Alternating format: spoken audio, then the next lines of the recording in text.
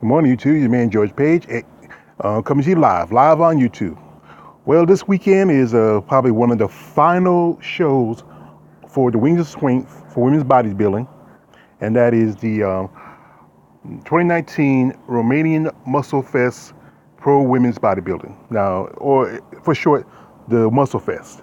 Now, this is one of the few shows that's done overseas in Europe, you know, and this is really a show of the most massive women in the division. Now, if you remember last year, the winner was Monique Jones, and this year Monique is skipping the show because, as you know, she placed in the top 5 of the Rising Phoenix, and if you are in the top 5, you get a bye for next year's Rising Phoenix, so you don't have to compete in any of their shows unless you don't want to. Well, I know that a couple of competitors last year, like Margie Martin, she competed in 2 shows, and Hella Trevino competed at the Toronto Pro. But sometimes it's just something to do or something to make money because it's female bodybuilding is not as profitable sport as it should be. But anyway, this year is a good lineup, 14 ladies, and a very mixed lineup. As you know, most of the time when you have the other shows, you have maybe a couple women from this country or that country, and generally it's mostly Americans. But in this show, Kim Buck, as you recognize her, she's the only American competing. Like I said before, Monique's not competing this year because she has a bye, and I don't see any other familiar faces in here other than, like I said, Kim Buck, Lisa Cross from England, also Winnie McCready, also another English lady, Robin Triple D Hillis from Canada.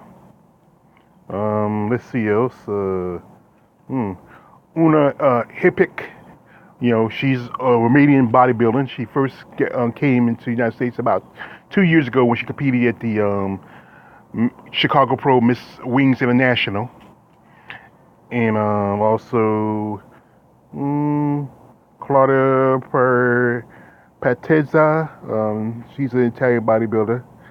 And there's one lady, Natalia, I can't remember her last name, but y'all know her from last year when she won the women's amateur division, and everybody, and she's known by another name called Amazonica. She's a very huge female bodybuilder, and there's always been some questions about her size being, is it really just working out, or it might be something else? But she's very popular. Some people seeing her as being the possible winner, but you got people like Lisa Cross who sit out most of the competition year because the fact is, traveling back and forth from England to the United States is kind of expensive. One of the bodybuilders that follow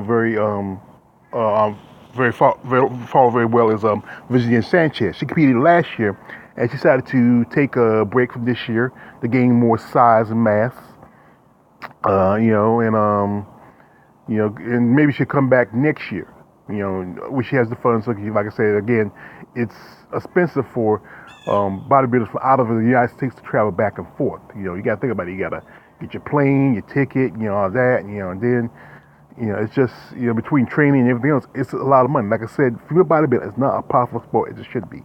Women don't get as many sponsorships compared to like the men or some even the bikini models and the fitness and figure women, because they're more, as you said, acceptable. Even to a certain level, the figure and fitness is harder for them, but it's easier for a bikini. And there's also a new competition called Wellness. Wellness is a little bit more, softer.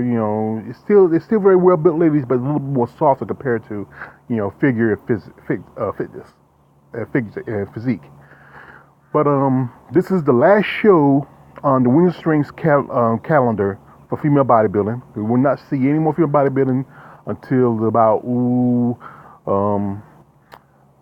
mid to late spring and early summer. And the first show would be the I think the Hawaiian Pro. No, not the Hawaiian Pro. It's back in Puerto Rico because they went back this year. The Puerto Rico Pro, and then after that, everything starts over again. But there's talks that Wings of Strength wants to bring back female bodybuilding back to the New York Pro. Now, New York Pro for a long time had female bodybuilding, but back to when there was the exodus of bodybuilding from the IFBB, they dropped it. I was told by a certain friend that some comments were made, and suggestions were made, and Bev Francis, who was running the New York Pro, decided to let it go. And I'm surprised. Bev Francis was the one who changed the face of female bodybuilding when she came in 30-something years ago with one of the most massive physiques ever by a female bodybuilder. But that's not a here there. But if you want to know anything else, I will leave some information in the description.